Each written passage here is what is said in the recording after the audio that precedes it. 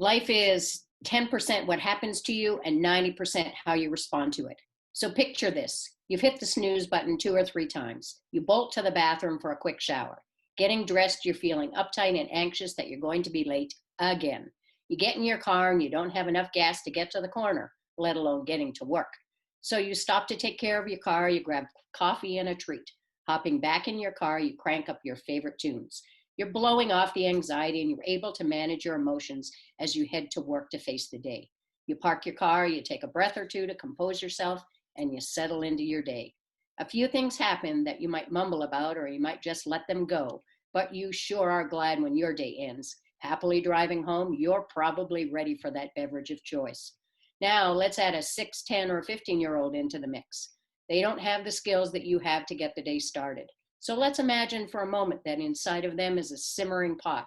You've probably heard that analogy before, starting with having been abruptly woken from a sound sleep, probably just started a few years ago, perhaps because of their quiet obsession with social media and games. They're trying to get up, you're yelling at them, because again, we all know that getting up before noon is quite a challenge for most youth.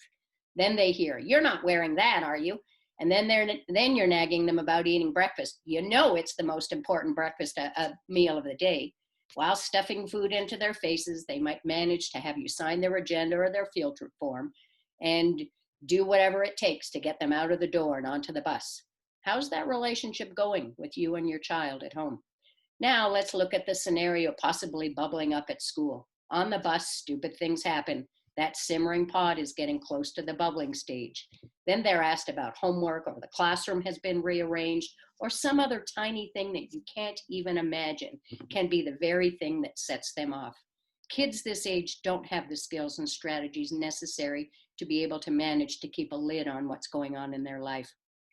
Then they think their teacher doesn't care because all the teacher is worried about is getting the work done, getting the agenda signed, or just getting them to sit down to start their day. It sounds like the teacher is yelling at them and they've just been yelled at home. So they're not much interested in engaging in anything that that teacher has to say or wants them to do. That's part of the challenge. There's the explosion. Here's a place that you might consider reflecting on. How could that situation have been handled differently? Perhaps you could all meet at the end of the day as a family and say that it didn't go as well as we had hoped, admitting that yelling doesn't help. So, how could we make it different tomorrow? Mom and dad say, "Look, I'm really sorry that we slept in. It made the start of the day frantic." The parents ask, "What suggestions do you have for making it work? How can we all help to contribute to making the mornings better?" Can you see that this might be different than yelling?